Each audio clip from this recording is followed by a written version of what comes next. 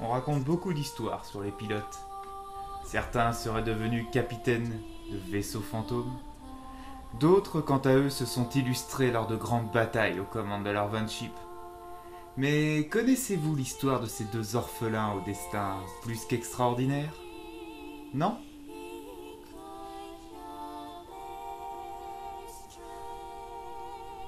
Alors laissez-moi vous la raconter.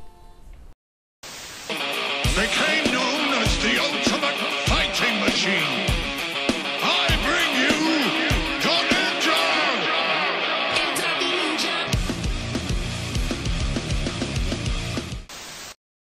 Salut tout le monde, c'est dans les nuages que je vous emmène aujourd'hui avec Last Exile.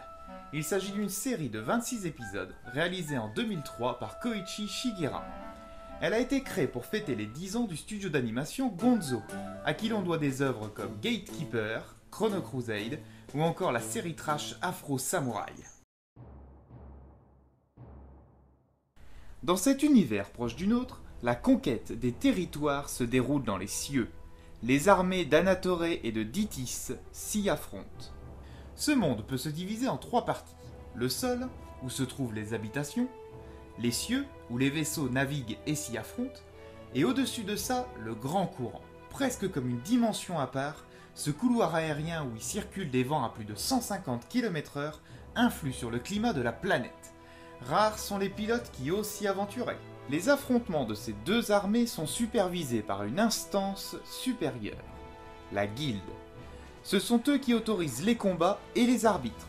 Mais d'où peut bien leur venir leur statut? Au milieu de tout ça, un vaisseau fantôme sème le trouble. Il n'appartient à aucun camp et mène une quête personnelle. J'ai nommé le Silverna. Nous allons suivre deux orphelins, Klaus Valka et Lavi Ed. Ces deux ados font partie de la guilde des pilotes de Norkia, une organisation regroupant des livreurs volants. Ils sont aux commandes d'un Vanship, anciennement piloté par leurs pères respectifs. Leur travail consiste à conduire des tubes de mission contenant des messages à différents endroits, et même sur les champs de bataille. Ces tubes présentent tous un cachet où il y est représenté des étoiles, attestant de leur importance et de leur dangerosité.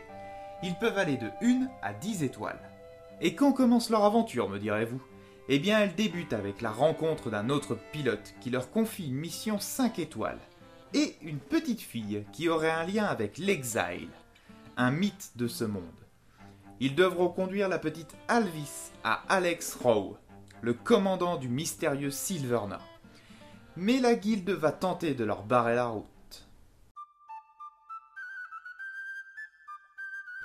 La série a eu le droit à une saison 2 nommée Fame aux ailes d'acier, ainsi que 2 mangas.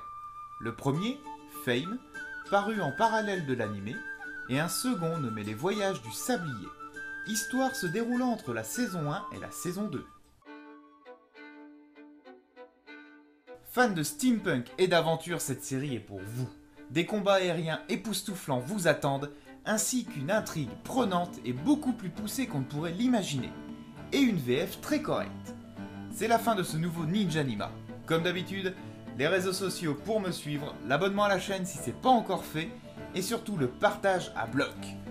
Sur ce, je vous laisse, j'ai un message à aller transmettre, je vous souhaite bon vol, à la prochaine, salut!